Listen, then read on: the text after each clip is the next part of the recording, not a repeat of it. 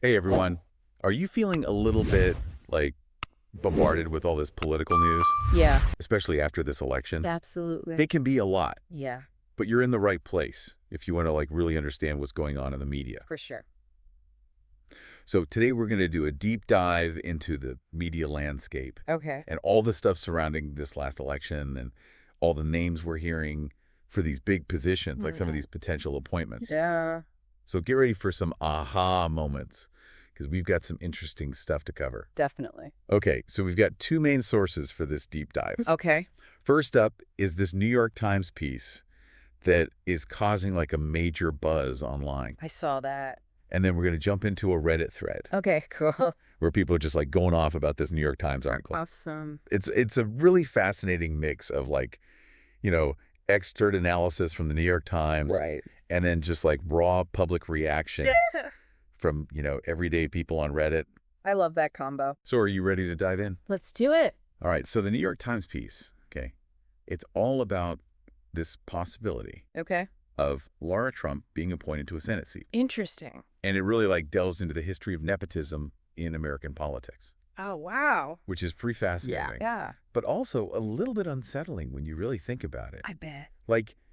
It's remarkable how deep these political dynasties run. Yeah, it's pretty crazy. In American history. Yeah. The article highlights tons of examples, like widows succeeding their husbands in Congress, Of course. children taking over their parents' seats, Yeah. and then obviously these big families, the Bushes, Yeah. the Cheneys, You're right. Kennedys. Yeah, you can't forget them. It's like they've had this huge influence for so long. Yeah, passing that political torch down It really is. through generations. It's like a real-life Game of Thrones sometimes. Totally. Right. With all the power struggles and alliances and stuff. That's what. Oh, and speaking of passing the torch, Yeah. the article mentions Senator Lisa Murkowski. Okay. You know her. Yeah. She was actually appointed to the Senate What? by her own father No way. back in 2002 when he became governor. Wow. I mean, it just makes you think, Yeah. about how power is concentrated Yeah. and passed down within these families. Yeah, for sure. Right? Yeah, it really raises the question of what impact do these types of appointments have Exactly. on our government? Right. Especially in the political climate we're in today. Exactly. I mean, when political positions are treated like family heirlooms, Right. it creates this sense of entitlement. Totally. And it really blocks fresh perspectives and diverse voices. Yeah, I hadn't thought about it like that. Yeah, and that's especially relevant right now Oh, totally. when everything's so polarized. For sure. So So that brings us to the Reddit thread. okay. And let me tell you, people are not holding back. They have some serious thoughts I bet. about Lara Trump's potential appointment. Makes sense. There's a lot of concern, Yeah. outrage, even really about her qualifications. Or should I say lack thereof? Oh, wow. I was scrolling through the comments. Yeah. You see words like collapse of society, Oh, my lack of experience, Yeah. erosion of democracy. Oh. People are worried. Yeah. And they're making their voices heard, That's good. which is good, Yeah, that people are speaking up. for sure. But there's also some humor mixed in there, too. Oh, okay. One commenter joked about Nixon Oh, no. and Bill Clinton Oh. entering the chat, Oh, my. referencing past political scandals. Oh, that's funny. So, it's not all doom and gloom. Yeah. There's a little bit of Levity. levity in there. Yeah. But that public reaction is really telling. Is. It reflects a deep anxiety Yeah. about appointments based on family ties. Rather than actual experience Yeah. and merit, Exactly. people are questioning, does this practice undermine democratic norms? It did. And, it comes down to this question. What is it? Is this really the most qualified person for the job? Right. That's a good question. And it taps into broader concerns Like what? about fairness, Okay. equal opportunity, Right. and the actual competence Yeah. of the people in power. That's a good point. Yeah. And the Reddit thread doesn't just focus on Lara Trump. Oh, okay. It also dives into the media's role in all of this. Interesting. A lot of the comments, Yeah. they accuse media outlets of normalizing potentially problematic political moves. Really? Yeah. Wow. They feel like the media is prioritizing ratings over journalistic integrity. Oh, that's a serious accusation. It is. Wow. And they also think that the media is afraid to challenge those in power. Interesting. That's a crucial observation. It is. Because the media plays a huge role in shaping public perception Absolutely. and holding those in power accountable. For sure. So when there's like accusations of bias or Yeah. complacency, Right. we have to consider all the factors at play, Okay. like the complexities of media ownership, Yeah. the influence of political and economic power, Huh. and just the challenges of objective reporting Yeah. in such a polarized environment. Right. All these factors can like subtly influence Right. editorial decisions and news coverage. Absolutely. And some commenters brought up that recent news about ABC News settling a lawsuit with the president-elect for a large sum of money. Wow. They see this as evidence that media outlets are more concerned with protecting themselves than holding powerful figures accountable. That's a good point. Yeah, it really highlights this tension between journalistic integrity and the economic realities of these media organizations. Like their businesses. Exactly. Yeah. Legal battles are costly. For sure. And media outlets sometimes face pressure to settle even when they believe they've acted responsibly. Right. And it just raises these complex questions about the influence of money and power on the media's narrative. Right. Okay, so, we've talked about Lara Trump. Right. We've talked about the media. Yeah. So let's shift gears a little bit Okay.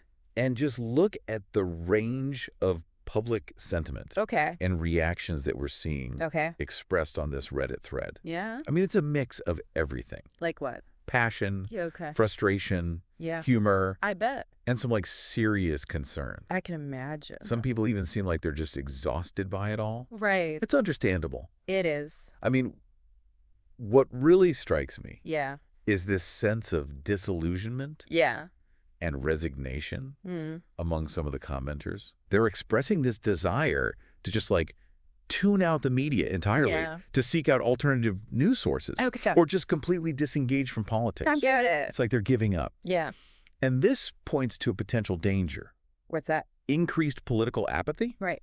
and like a decline in civic engagement. That's scary. It is. Yeah. Like one comment that really stuck with me said, What did it say? I'm just going to hang out on the other side of the river in my cardboard box for the next 4 years Oh my goodness. and watch it all burn down. Wow. I mean, it's darkly humorous, It is. but it also raises a critical question. What is it? If we're seeing all this potential for continued nepotism Yeah. and all these concerns about media influence, Right. what strategies can we use to stay informed Yeah. and engaged Yeah. in a meaningful way? Yeah. That's a great question. How do we navigate Right. this overwhelming amount of information? Exactly. Identify trustworthy sources. Yeah. And participate in democracy Right. without falling into cynicism Yeah. or apathy. That's the million-dollar question. It is, isn't it? Yeah. And that's what we're going to unpack next. I'm ready. Okay. Let's do it. I mean, it's easy to feel overwhelmed, right? It is. And just want to check out completely when it comes to like politics and media. For sure. But tuning out isn't really the answer. Right. You know? It's not. Like it just creates this void Exactly. that can be filled with misinformation. Yeah. Even worse stuff than what we're already dealing with. Right, exactly. So what can we do instead? Well, the good news is this Reddit thread, Yeah.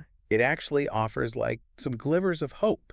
Really? Yeah. Even amidst all the cynicism and the Yeah. frustration, Right. people are recommending like good news outlets. Okay. They're sharing fact-checking tips. Okay, that's good. And they're encouraging each other to like stay engaged. That's awesome. So it's a good reminder that Even when things feel really bleak, there's still this desire for truth and a drive to make a difference. Yeah, it's like they're saying, Yeah. don't give up. We're all in this together. Exactly like that. We're a team. Yeah, we got to support each other. Right. And you know what?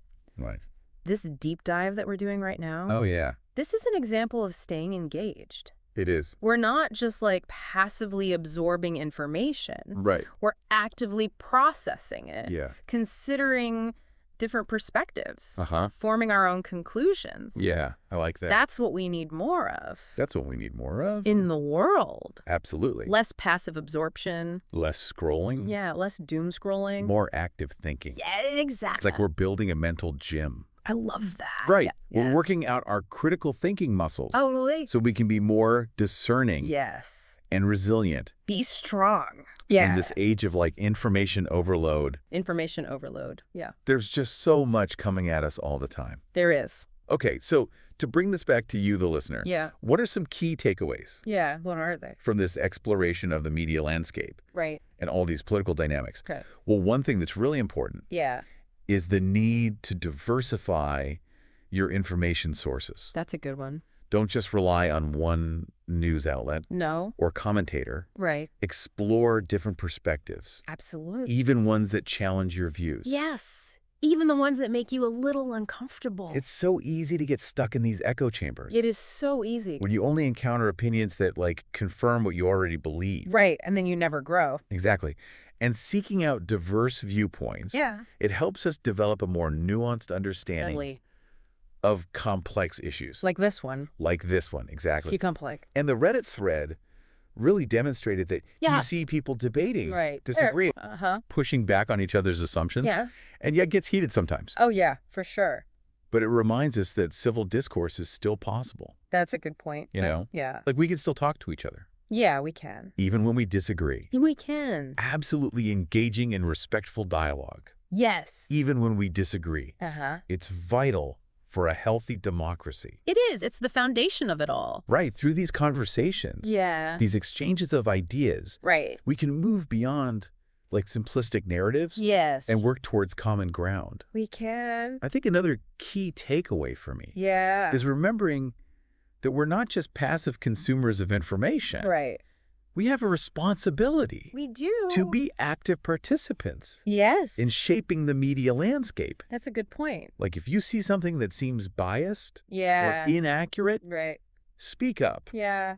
Use your voice. Right to the editor. Contact the news organization. Engage in constructive criticism. Exactly. Like we can hold media outlets accountable. We can. By demanding high standards of journalism. Absolutely. I agree with you. Yeah, I mean, we often feel powerless against these like media giants and these political machinations. And overwhelming. But our voices actually do matter.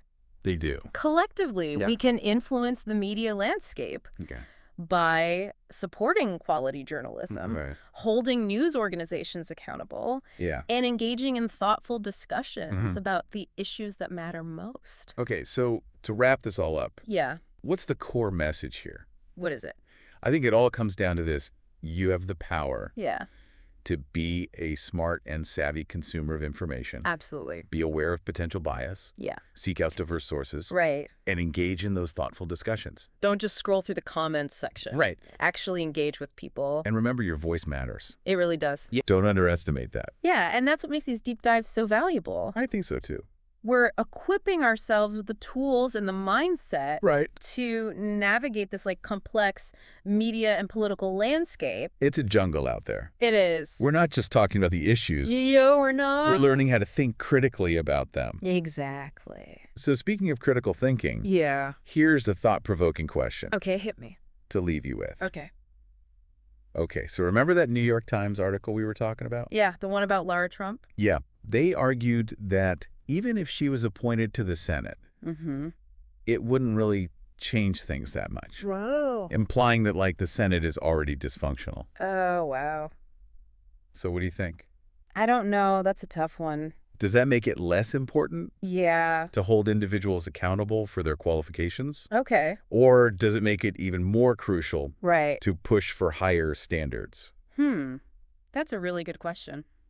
Right? It's like a chicken and egg situation. Kind of, yeah. It challenges us to consider the balance between like systemic issues and individual responsibility. Okay. You know, if systems are already broken, do individual actions even matter? That's tough. Or does it make individual accountability even more crucial? I don't know. Something to think about. It is. Right. Yeah. Food for thought. For sure.